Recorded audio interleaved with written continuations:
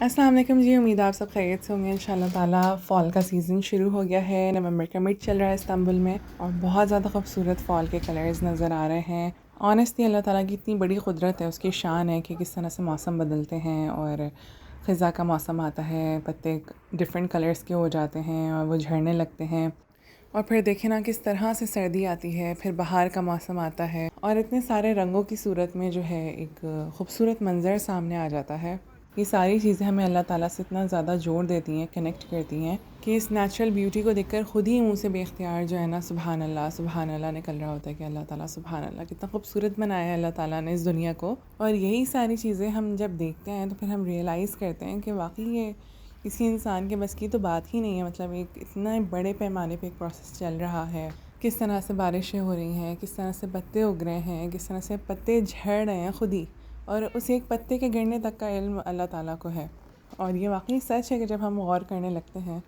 تو ہم اللہ تعالیٰ سے اور زیادہ محبت کرنے لگتے ہیں، اور پھر ہر چیز میں ہمیں اللہ کی قدرت، اللہ کی شان، اللہ کی رحمت نظر آنے لگتی ہے۔ اور اللہ تعالیٰ بھی قرآن پاک میں بار بار ہمیں یہی فرماتے ہیں کہ غور کرو، عقل والوں کے لیے نشانیاں ہیں، غور کرو۔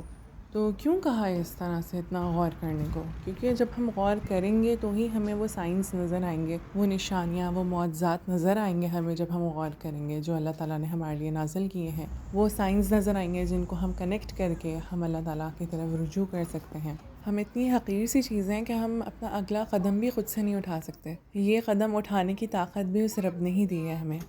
ہمیں اگلے لمحے تک کا نہیں معلوم، اپنے ہارٹ کا پمپ کرنا، برین کو سگنل پہنچانا، اور پھر ایک ایک باڈی کے پارٹ کو اس لحاظ سے حرکت دلوانا، یہ سب اس کے حکم سے ہی ہو رہا ہے۔ تو وہ ذات کتنی بڑی ہے سبحان اللہ، جو اس زمین اور اس آسمان اور اس کے اندر تمام چیزوں کو اور اس کے باہر بھی تمام چیزوں کو اللہ تعالیٰ دیکھ رہا ہے، اور ہر چیز اس ذات کے انڈر کنٹرول ہے، اور وہ بہترین طریقے سے نظام چلا رہا ہے سبحان اللہ۔ اللہ تعالیٰ سورہ بقرہ میں فرماتے ہیں کہ کیا یہ جانتے نہیں ہیں کہ جو کچھ یہ چھپاتے ہیں اور جو کچھ ظاہر کرتے ہیں، اللہ کو سب باتوں کی خبر ہے۔ اور یہی باتیں ہمیں خیال دلواتی ہیں کہ کیا ہم واقعی اپنی زندگی اس کے حکم کے مطابق گزار رہے ہیں، یا اپنی من پسند خواہشات کی وجہ سے اپنی مرضی کر کے اس کے حکم کو جھٹلا دیتے ہیں۔ اس پہ اللہ تعالیٰ فرماتے ہیں کہ قرآن کے ایک حصے پر تو تم عمل کرتے ہو اور دوسرے کو جھٹلا دیتے ہو۔ اور اللہ تعالیٰ سورہ بقرہ میں آگے یہ بھی فرماتے ہیں کہ تم اپنی عاقبت کے لیے جو بھلائی کما کر آگے بھیجو گے، اللہ کے ہاں اسے موجود پاؤ گے، جو کچھ تم کرتے ہو وہ سب اللہ کی نظر میں ہے۔ اس لیے اللہ تعالیٰ کی بنائی ہوئی تمام چیزوں پر